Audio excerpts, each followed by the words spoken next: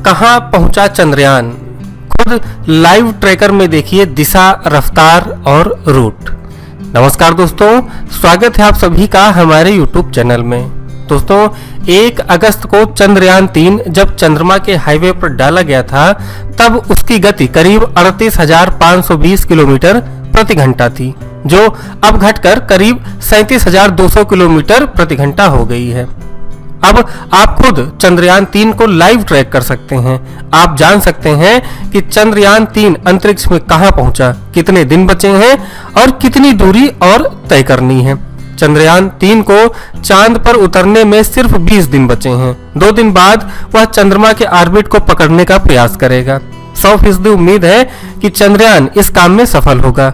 इसरो वैज्ञानिक पहले भी 2 बार ये काम सफलतापूर्वक कर चुके हैं, लेकिन चंद्रयान 3 है कहां, अंतरिक्ष में किस तरफ जा रहा है? इसरो के बेंगलोर स्थित ISRO telemetry tracking and command network लगातार चंद्रयान की गति, सेहत और दिशा पर नजर रख रहा है। इसरो ने आम जनता के लिए एक लाइव ट्रैकर लॉन्च किया है, जिसके जरिए आप देख सकते हैं कि चंद्रयान 3 चंद्रमा चारों तरफ अंतरिक्ष में इस समय कहां है, उसे चंद्रमा पर पहुंचने में कितने दिन बचे हुए हैं। चंद्रयान 3 इस समय करीब 37,200 किलोमीटर प्रति घंटा की रफ्तार से चांद की ओर बढ़ रहा है।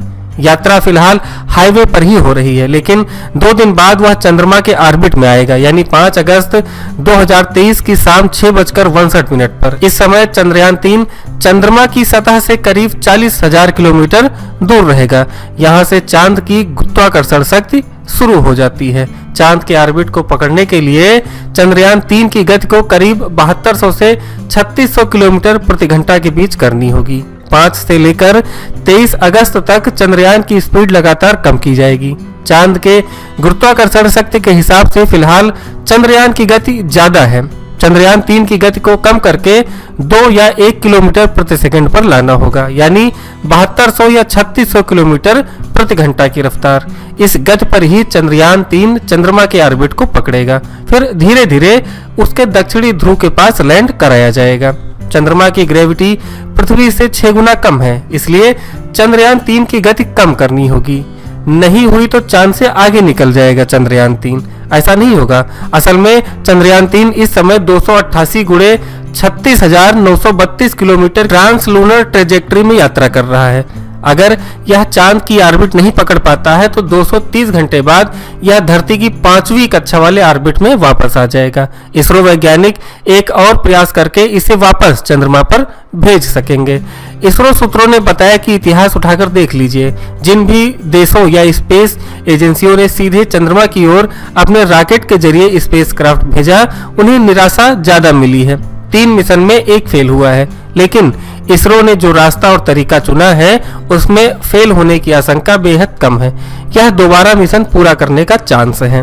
5 अगस्त को चंद्रयान 3 चंद्रमा की सतह से करीब 40,000 किलोमीटर दूर वाली अंडाकार ऑर्बिट को पकड़ेगा। इसके बाद 17 अगस्त तक ऑर्बिट मैन्यूवर होगा। 17 को ही 100 किलोमीटर वाले ऑर्बिट में चंद्रयान 3 को डाला जाएगा। उसी दिन प्रोपल्सन और लैंडर मॉड्यूल अलग होंगे। 18 और 20 अगस्त को लैंडर मॉड्यूल की डी ऑर्बिटिंग होगी, यानी चंद्रयान 3 को लैंडर मॉड्यूल धीरे धीरे चंद्रमा के 100 गुणे 30 किलोमीटर के ऑर्बिट में जाएगा। इसके बाद 23 अगस्त की शाम करीब 5:45 बजे लैंडिंग होगी। अभी तक चंद्रयान 3 के इंटीग्रेटेड मॉड्यूल का मुंह चांद की ओर था। जल्द ही इसे घुमाया जाएगा, ताकि डी ऑर्बिटिंग या डी बूस्टिंग करते समय चंद्रयान 3 को दिक्कत न हो।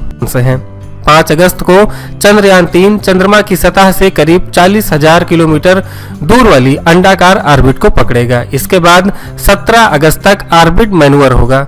17 को ही 100 किलोमीटर वाले ऑर्बिट में चंद्रयान 3 को डाला जाएगा। उसी दिन प्रोपल्सन और लैंडर मॉड्यूल अलग होंगे। 18 और 20 अगस्त को लैंडर मॉड्यूल की डी ऑर्बिटिंग होगी, यानी चंद्रयान 3 को लैंडर मॉड्यूल धीरे धीरे चंद्रमा के 100 गुणे 30 किलोमीटर के ऑर्बिट में जाएगा। इसके बाद 23 अगस्त की शाम करीब 5:45 बजे लैंडिंग होगी।